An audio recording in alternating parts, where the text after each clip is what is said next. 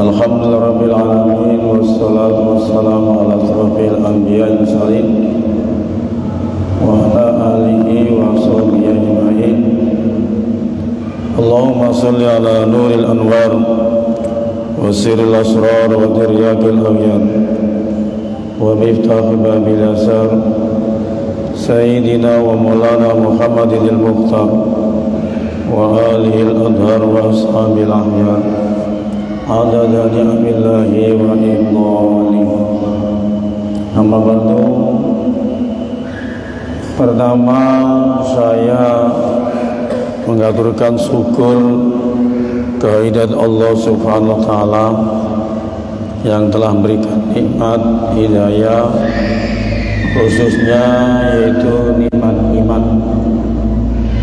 Yang kedua, semoga salawat dan salam tetap tercurahkan kepada Nabi kita Muhammad SAW. Para jamaah hadirin yang dimuliakan Allah Subhanahu wa taala, mari kita dalam pengajian sore ini niat thalabul ilmi, mencari ilmunya Allah, karena ilmunya Allah ini untuk modal ibadah kepada Allah Subhanahu wa taala. Kita sudah meyakini bagaimana orang ibadah kepada Allah tanpa dengan ilmunya Allah, maka jelas ibadah ini kurang sempurna. Maka ilmu ini wajib kita cari sampai dimanapun keberadaannya. Di samping niku, dengan ilmu umat Islam akan menjadikan maju, berkembang, sebagaimana ketika pada zaman sudah ditinggal oleh Nabi kita Muhammad SAW, maka dilanjutkan oleh para sahabat, khususnya Khulafaur Rasyidin, Sayyidina Abu Bakar, Sayyidina Umar, Sayyidina Utsman, Sayyidina Ali. Maka dari situ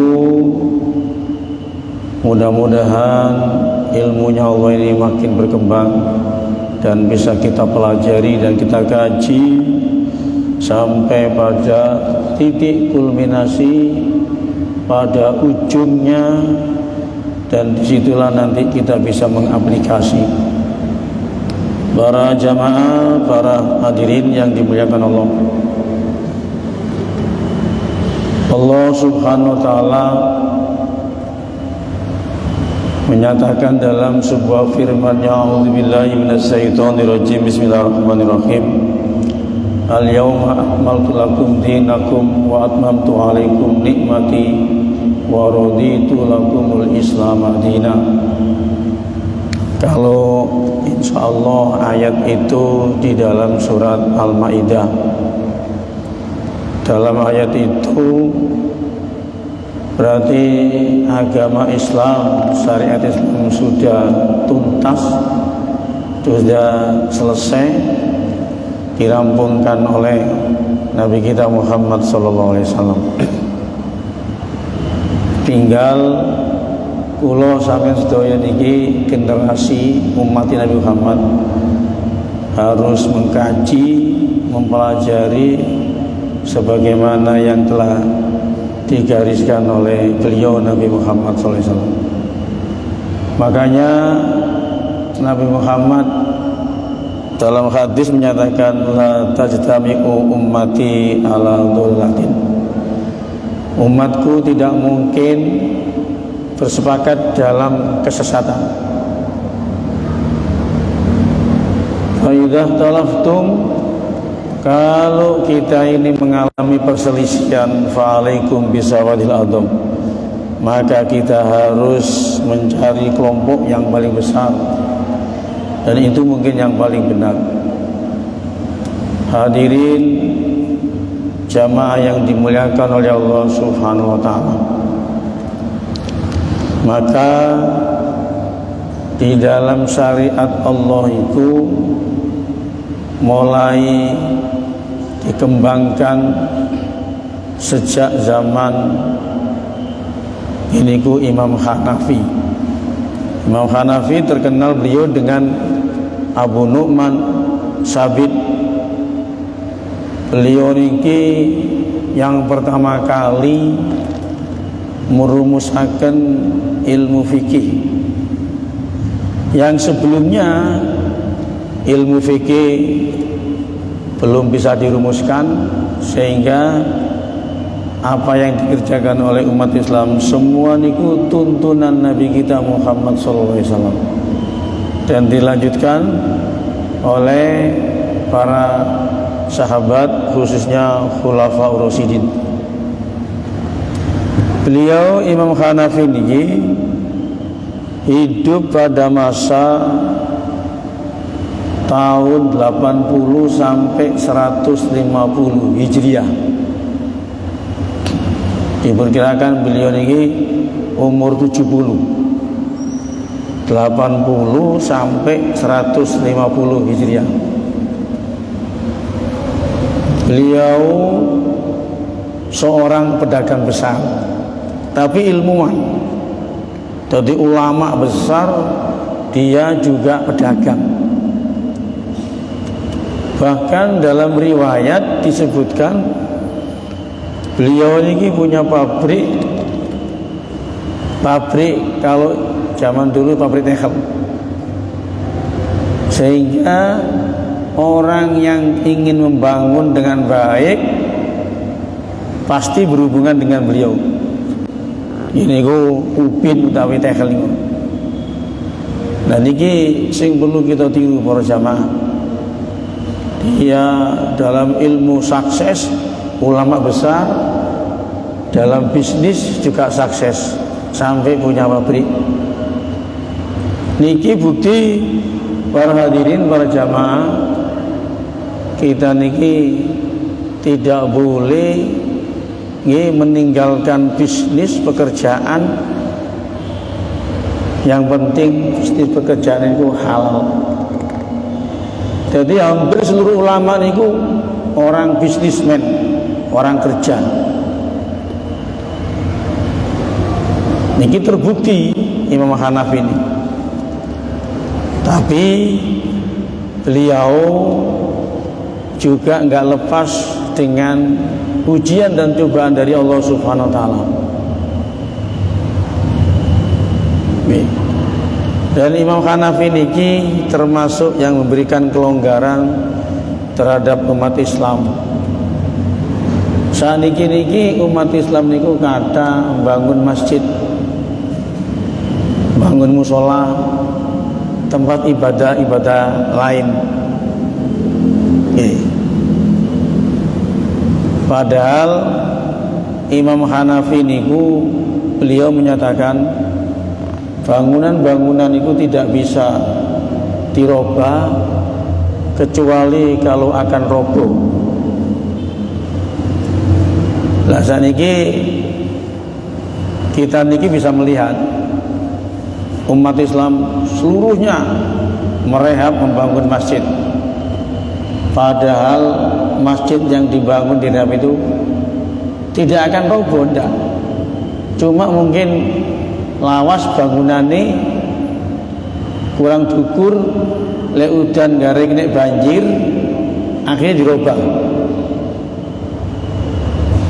Kan ngoten. Niki Imam Syafi'i tidak memperbolehkan. Tapi Imam Hanafi yang berikan kelonggaran.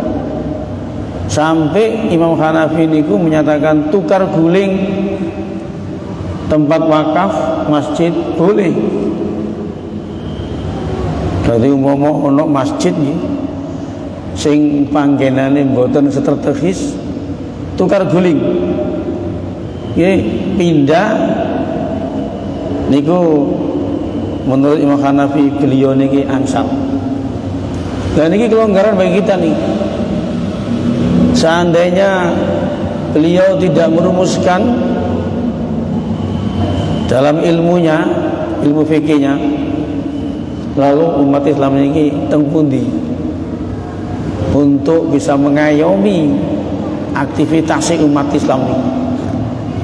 Sehingga niki para jamaah ingkang dimuliakan Allah, umat Islam niki adalah enggak sempit pandangannya, luas.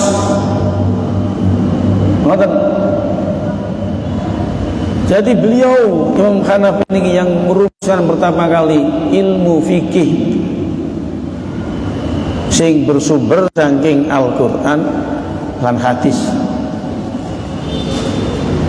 Sampai beliau itu nggak ada pendapat bahwa Al-Quran kitab Allah niku harus kita laksanakan lafdon wa maknan, secara lafadznya dalam Al-Quran juga secara maknanya di dalam Al-Quran.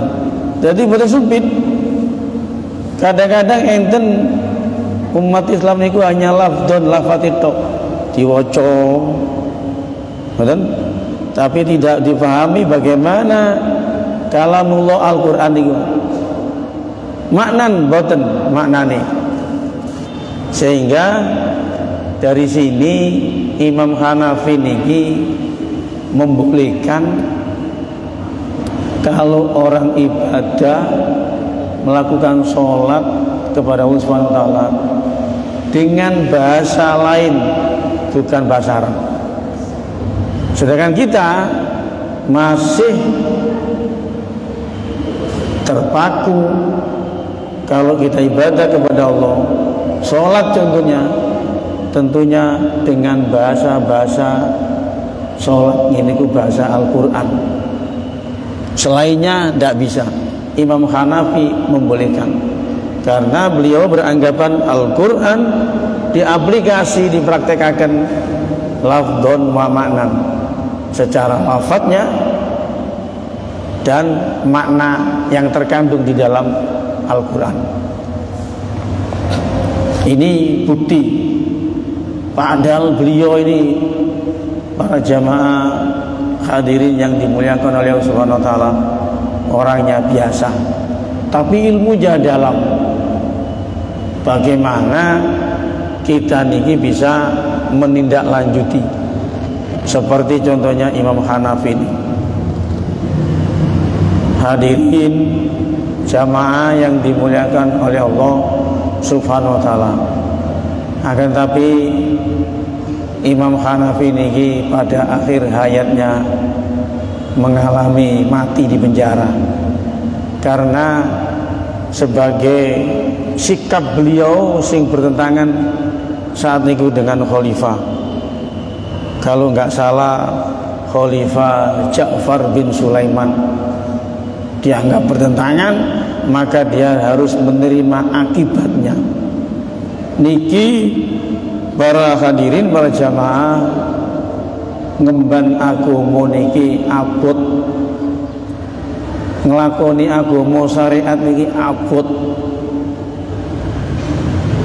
apalagi kita niki di akhir zaman sing kados mekaten niki abot. Tapi kita ini alhamdulillah walaupun akhir zaman masih bisa melakukan ibadah. Nabi sendiri sudah menyatakan ma min zaman illa wa ba'dahu syarrun minhu. Tidak ada zaman yang berjalan terus illa wa ba'dahu syarrun, kecuali makin lama zaman itu makin jelek. Tadi zaman ini masa ini tambah suwi mboten tambah api. Tapi bagaimana kita ini sebagai umat Nabi Muhammad SAW bisa memperbaiki amal-amal kita ini. Artinya kita bukan terpengaruh. Nah kalau terpengaruh, nah ini kita yang terjebak nih. Dunia ini pun mengalami fata morgana. Keindahan, kemewahannya sudah cukup. Makanya Nabi niku nate nyampeaken dalam sebuah hadis, inna mimma akhafu alaikum min ba'di ma yakhafu ma yuftahu min jaradina wa zinata. Tiba-tiba Kanjeng Nabi niku nggih Kata Nabi, aku yang paling saya takutkan kepada umatku itu bukan karena musyrik murtad, bukan.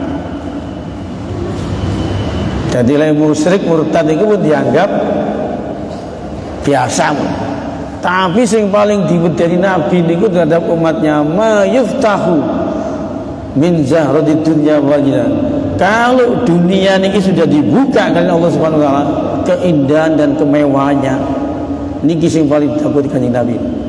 Artinya umat niki apa yang harus dikerjakan. Kuatirin Nabi niki ternyata umat Nabi Muhammad niki gak iso berbuat apa-apa. Berbuat sesuatu ternyata boten sesuai kalian syariatipun Allah dan syariat Nabi kita Muhammad SAW. Niki sing diprediksi kalian Nabi Muhammad SAW. Makanya dengan sosok Imam Hanafi niki, kita niki tentunya harus bisa mendaklanjuti ilmu fikih sampun dirumusaken, diformulasaken, tinggal kita melakukan. Ini ku diantara lain para hadirin dan para jamaah yang dimuliakan oleh Allah Subhanahu wa taala. Maka kita umat Islam niki tidak akan lepas dengan problem dan persoalan. Umat Islam memang harus maju. Ojo sampai umat Islam niki beku, statis nggih, mboten bergerak. Kita niki harus dinamis, mengikuti perkembangan. Tapi perkembangan ini mboten angsal menyimpang saking syariatipun Allah Subhanahu wa taala. Dan ini patokan ini. Sebab kita niki jangan sampai hidup di dunia tersia-sia, bahwa tenen manfaati. Tuh, niku yang pertama nih, orang besar yang mampu merumuskan ilmu fikih adalah Imam Hanafi. Beliau hidup pada tahun 80 sampai 150. Tapi begitu orangnya biasa, tapi ilmunya dalam. Jadi niki sing ojo sampai kita niki penampilan hebat luar biasa tapi ilmunya rendah, betul. Karena ilmu niki adalah merupakan bagian perkembangan agama. Dan yang kedua, ada seorang ulama ahli hadis yaitu Imam Maliki. Imam Malik orang yang pertama kali mampu membukukan hadis. Kitab hadis yang pertama di dunia niki adalah kitab Muwatta, niku kitab Imam Malik. Sebelumnya mboten enten kitab hadis, mboten enten. Bukhari Muslim itu belakangan.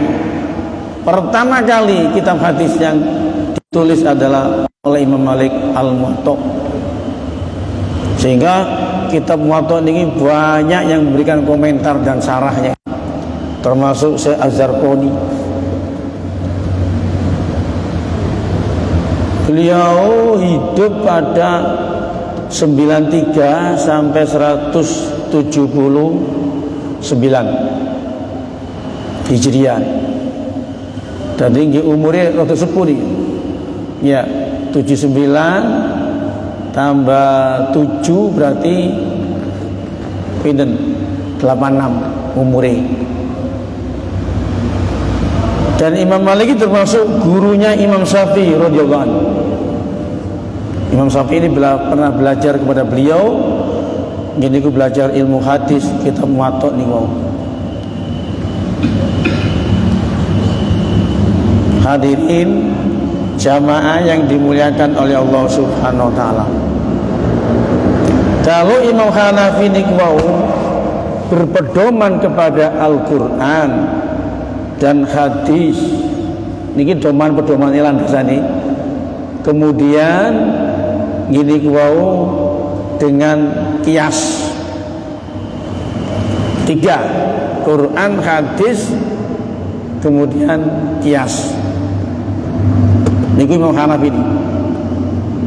Imam Malik ini cukup katani landasane, mulai Quran, hadis, ijma, kias, syar'un man qoblana, syariat tiyang sing sebelum kita, istihsan, maslahatul mursalah, diperkirakan ada 20 landasan sing didamel pedoman kalian Imam Malik. Jadi Imam Malik niki tiyang sing boten main-main untuk melakukan syariat ibadah kepada Allah Subhanahu wa taala. Imam Hanafi jelas hanya 3, Quran, hadis dan qiyas. Hanya 3. Niki Imam Maliki sampai 20 landasan ini. Jadi seluruh yang didasarkan oleh umat Islam niku adalah kalian Imam Malik dipakai. Saking khawatiri syariat niki mboten saged diaplikasi dipraktekake. Lah kula sampeyan sedaya niki para jamaah, nggih tinggal enake umpama mangan ngono wis mateng segone. Wis mateng segone sak iwake. Ngoten lho. Lah dulu para imam niki masih ngrumasaken. Mulai tandur terus panen nggih diseleb dimasak niki tugas ulama dulu niku. Maka kita niki generasi ini kali enak itu. Sehingga para jamaah ingkang dimuliakan Allah Subhanahu wa taala, kita umat Islam tidak akan lepas dengan formulasi rumusan Imam Hanafi termasuk Imam Maliki ini. Iki diantara para jamaah ingkang dimuliakan Allah Subhanahu wa taala. Sehingga Islam ini cukup luas, lebar, jembar, boten sempit. Lek enten problem, persoalan, Islam bisa jawab. Boten mungkin semuanya problem persoalan mampu dijawab oleh syariat Islam. Apalagi dengan pemikiran-pemikiran rumusannya para ulama, contoh Imam Hanafi dan Imam Malik ini. Tapi kita niki para jamaah sampun terbiasa dengan ilmu yang dikembangkan oleh para kiai, para ulama dulu. Kita niki umat Islam yang mayoritas niku sing kata adalah dalam lingkup mazhab Syafi'i. Karena mazhab Syafi'i ini dianggap ikhtiyat, sangat hati-hati. Makanya orang-orang yang melakukan mazhab Syafi'i ini nggih rada hati-hati. Imam Syafi'i termasuk muridnya Imam Maliki. Beliau hidup pada tahun 150 sampai 204. 150 sampai 204. Sehingga umur Imam Syafi'i itu namung 54 tahun. Imam Syafi'i ini sejak di dalam kandungan ibunya termasuk aneh. Imam Syafi'i ini ibu hamil niku selama 4 tahun. Saat ini enten tak? Wong wedok hamil 4 tahun. Boten enten. Sing biasa iki 9 bulan lahir. 9 bulan lahir biasa. Kadang-kadang di bawah 9 bulan. Makanya kalau ada anak yang kelahirannya itu tidak seperti biasanya, melebihi dari 9 bulan, mungkin 10 bulan, 11 atau 12, 1 tahun, maka anak itu punya kelebihan dalam intelektualnya itu, dalam pikirannya. Artinya anak ini pasti dikei kelebihan, pinter karena Allah Subhanahu wa taala. Karena dalam kelahirannya melebihi daripada biasa. Contoh Imam Syafi'i ini. Jadi ibu Imam Syafi'i ini hamil selama 4 tahun. Bayangkan Sehingga Imam Syafi'i ini ku nggak ada pendapat di dalam ilmu fikih. Napa pendapatnya? Kalau ada orang perempuan ditinggal mati oleh suaminya atau dicerai oleh suaminya, terus boten kawin sampai petang tahun, terus duwe anak. Nggih. Jadi ana wong wedok ditinggal mati mesti lanang utawa dicerai, nggih. Mboten kawin durung wedok sampai petang tahun duwe anak. Niku kata Syafi'i berarti anak niku dari suaminya yang dulu meninggal atau yang cerai tadi. Tapi lek saniki yen apa kira-kira? Ana wong wedok ngoten. Ditinggal mati, dicerai, petang tahun gak kawin. Nggih jelas tanggane curiga, moro kok dhewe iso di anak. Nggih. Ingat Pak sekali bener-bener mboten kawin. Berarti ada anak itu janin muncul dari suami dulu niku mau. Iku sing didados formulasi ini pendapat Imam Syafi'i karena beliau di dalam perut kandungan ibunya 4 tahun. Nah niki sing perlu pembuktian niki. Karena sakniki pun canggih ngoten lho. Imam Syafi'i ini ngoten. Diberi kelebihan dari Allah, cerdas luar biasa. Ngoten. Contoh Imam Syafi'i ini nggak ada guru jenenge Syekh Waqi. Turun ngaji wabe diapalaken kan Syafi'i, akhirnya kali Syekh Waqi ini, Syafi'i wis kon mari ngaji nang aku pindah wis, kata gurunya. Terus Imam Syafi'i lho, kula niki ngaji Syekh Waqi enggak wis ilmu pun tek. Jadi Imam Syafi'i ini lek ngaji nang kene kiai ulama, ilmu ni entek. Sakniki napa enten? Nah niki perlu muncul Syafi'i sing anyar ini. Pokoknya contohnya pun Imam Syafi'i waktu ngaji kitab hadis teng Imam Malik Muwatta langsung pun mantun ngaji keken maca kitab apal kitab Muwatta hadis yang isinya pinten lebih dari 150.000 hadis. Apal makanya wis pindah Syafi'i. Jadi merasa Imam Malik itu ilmunya kehabisan dengan Imam Syafi'i ini. Dari sini para jamaah hadirin yang dimuliakan oleh Allah Subhanahu wa taala, umat Islam ini ternyata perkembangannya pesat dan besar.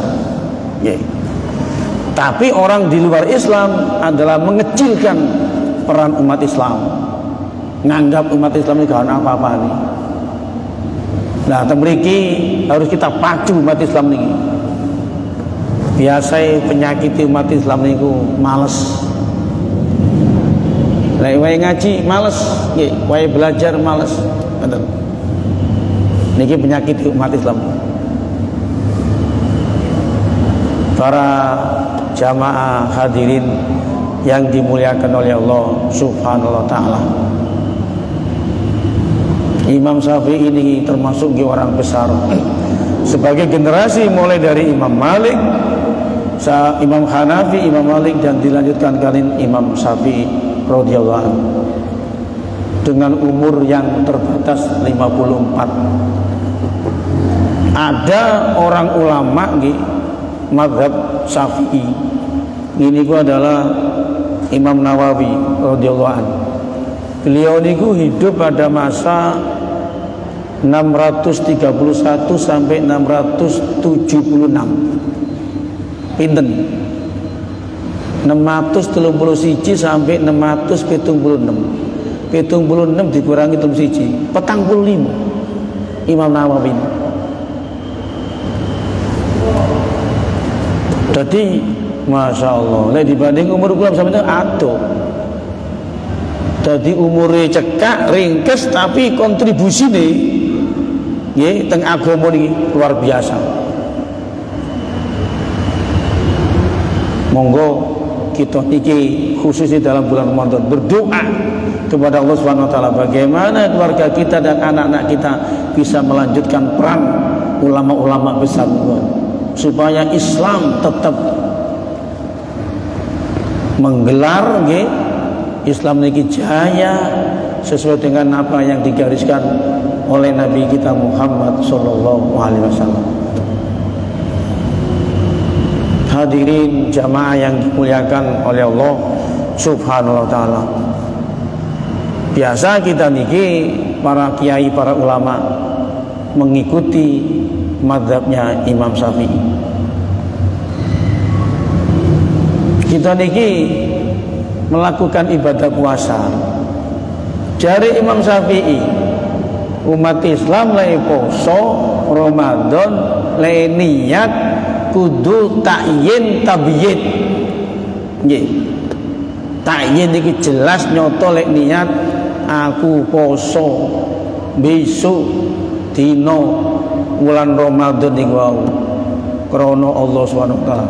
Biasae nawaitu sauma ghadin an adai fardhi sahri ramadhani. Ya, niku biasa ini kan ngoten. Takyin jelas. Tabyid niku artine kudu sadurunge fajar. Nek subuh fajar enggak sah wis poso batal. Tabyid berarti durung subuh. Niku sing dirumusaken kalian Imam Syafi'i radhiyallahu anhu. Mergane Imam Nawawi niku termasuk sing mazhab Syafi'i. Kadang-kadang tiap niku takyin nggih nyoto jelas niate niku kalian tabyid sadurunge fajar subuh niku abot kadang-kadang. Lali nggih. Lali so enggak poso. Maka Imam Nawawi niku pokoke wis bengi maghrib sampai niat angsal pun. Ya, mergane tiang-tiang niku mantun maghrib ya terus maca niat utawa kadang-kadang kajengi sholat isya kajengi tarawih niku damel pujian niate poso. Nah, Imam Nawawi lain Nur Syafi'i nggih abot takyid tabyid nyoto jelas niate nggih. Biasae tiang-tiang niku sahur jam 3 ngene langsung menurut sahur niat pun takyid nyoto kanggo meneh poso terus tabyid durung subuh. Lek mboten ngoten angsal. Ya. Enten malih sing gampang gini niku Imam Maliki. Ya apa Imam Maliki niku? Dirotol, dijamak. Umomo mulai awal Ramadan wis niat isun poso sekabehane dina bulan Ramadan. Niku nderekaken Imam Malik. Mboten niat buat menini. Kurang pun rotol nih. Lah niki lho para jamaah dan hadirin ingkang dimuliakan Allah Subhanahu wa taala. Formulasi rumusane para ulama mazhab niki sebuah kelonggaran bagi umat Islam. Lek mboten nggih abot. Enten malih para jamaah tiyang sing nderekaken mazhab Imam Syafi'i. Biasae tiyang jaler kali sing estri niku lek enggak ada wudu nyenggol niku batal. Kesentuh kautik niku batal. Niku mazhab Syafi'i niku ngoten. Tapi enten nggih mazhab Hanafi jaler estri senggolan niku mboten batal selagi ini mboten nyetrum. Niku syaratnya Imam Hanafi. Lek nyetrum kita tetep batal. Jaler estri niku termasuk mazhab Maliki niku ngoten. Lah Imam Syafi'i napa? Niki sing dadi rasa rada abot nalikane tiyang sing nderekaken mazhab Syafi'i ini nglakoni ibadah haji.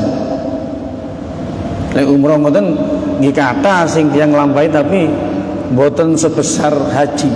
Karena haji itu sudah jutaan. Ya. Bagaimana kalau orang laki-laki dan perempuan menyentuh? Lah niki lek nderaken sing Syafi'i persis niku berat. Berarti napa? Lek batal kate wudu. Teng Masjidil Haram niku golek toilet kajeng wudu niku nggih rada adoh. Antri ini luar biasa.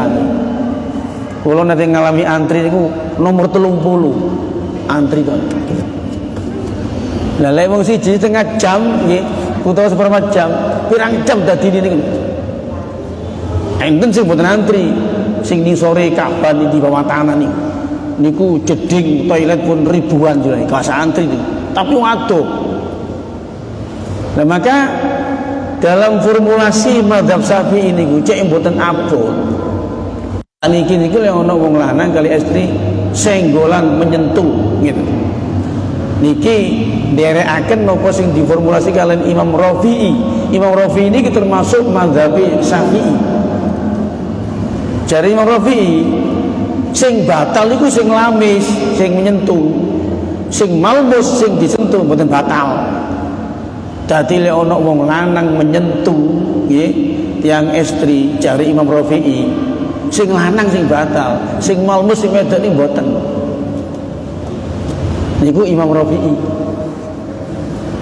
Napa masalah niki? Niki supaya meringankan orang yang melakukan ibadah haji di Masjidil Haram, di tanah haram.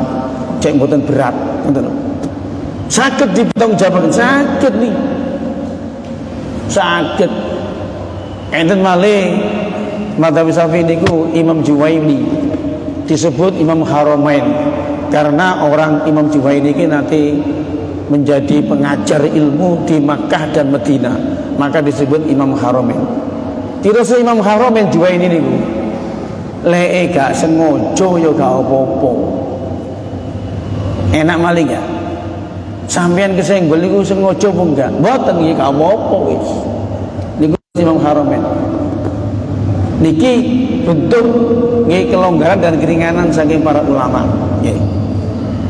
Makanya para hadirin jamaah yang dimuliakan oleh Allah Subhanahu wa taala, dalam kajian sore niki maka kita bagaimana bisa memformulasi, merumuskan mulai dari pikiran fikih Imam Hanafi, Maliki dan Syafi'i, sehingga kita niki total bisa kita pelajari, bisa kita aplikasi, kita praktekkan sesuai ya tuntunane Allah yang diterima oleh Nabi kita Muhammad sallallahu alaihi wasallam.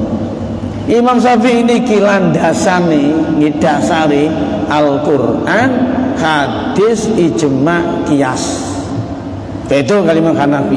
Imam Hanafi hanya 3. Niki sekawan Quran, hadis, ijma, qiyas. Dan Imam Syafi'i luar biasa.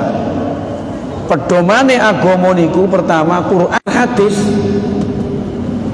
Karena Quran dan hadis ini mboten dipisah. Nggih. Jadi lek Nabi niku bersabda niku dengan hadis niku nggih termasuk bagian dari Al-Qur'an. Nabi niku berbuat sesuatu nggih ngamalaken barang niku termasuk hadis, niku bagian saking Al-Qur'an. Termasuk Nabi niku bersikap ya mboten nglarang, mboten perintah, niku nggih hadis, niku bagian daripada Al-Qur'an. Makanya Imam Syafi'i niku Quran hadis, mboten Quran tok, Quran hadis sebagai pedoman yang paling utama umat Islam. Tapi lah Imam Hanafi mboten Quran siji, yang kedua hadis. Imam Maliki ngoten Quran siji, yang kedua hadis. Imam Syafi'i mboten Quran hadis. Jadi siji, nomor siji pedomane umat Islam. Baru ingin ijma dan qiyas. Lha niki para jamaah. Jadi komunitas muslim umat Islam lek mboten mereduksi nggih saking landasan Imam Syafi'i niki jelas kesulitan.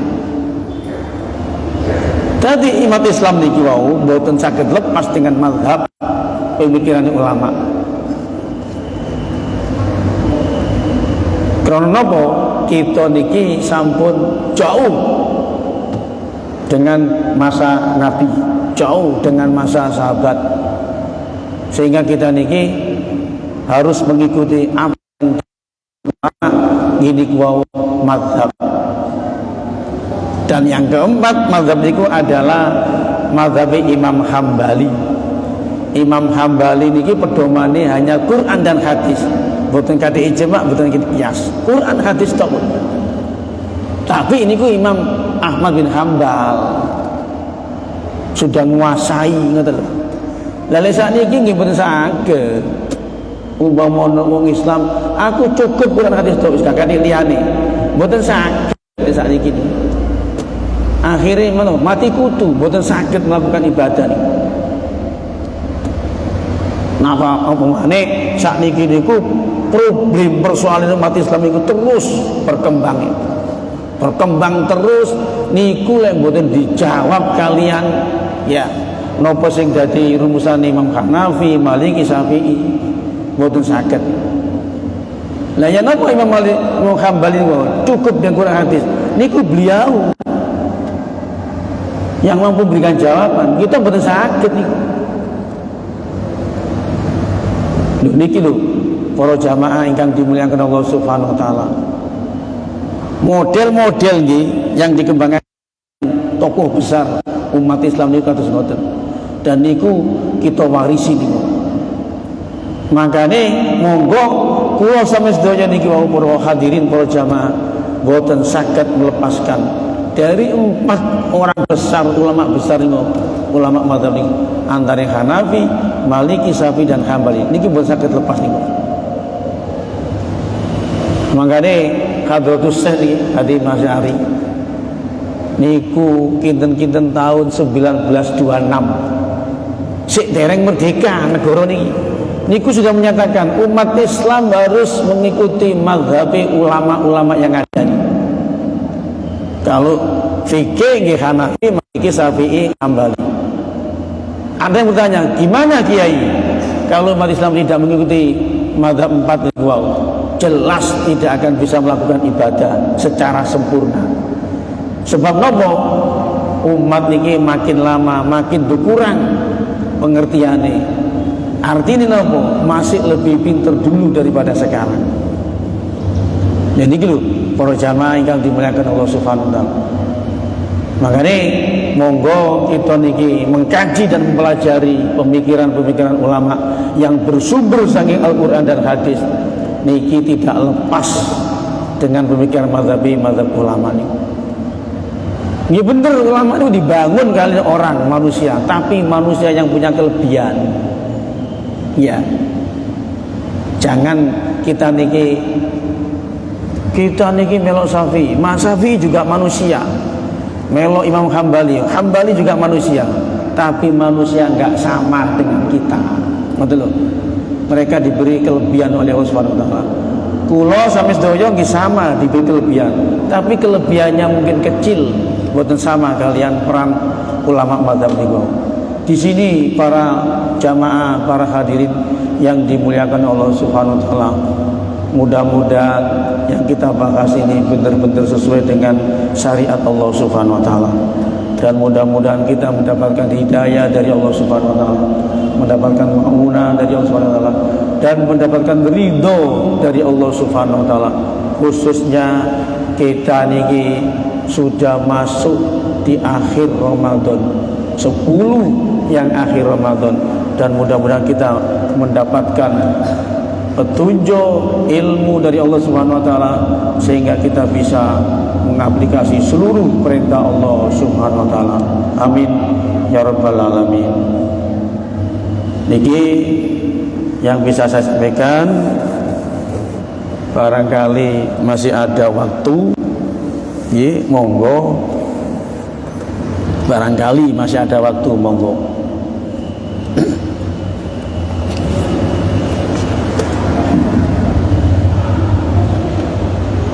Sanggun. Ye. Alhamdulillah. وعلى أهلنا وعلى كل نية صالحة لقضاء حاجاتنا. الفاتحة. صراط المستقيم صراط الذين أنعمت عليهم. Bismillahirrahmanirrahim. Wa sallallahu ala sayyidina Muhammad wa ala alihi ya arhamar rahimin ya rabbal alamin.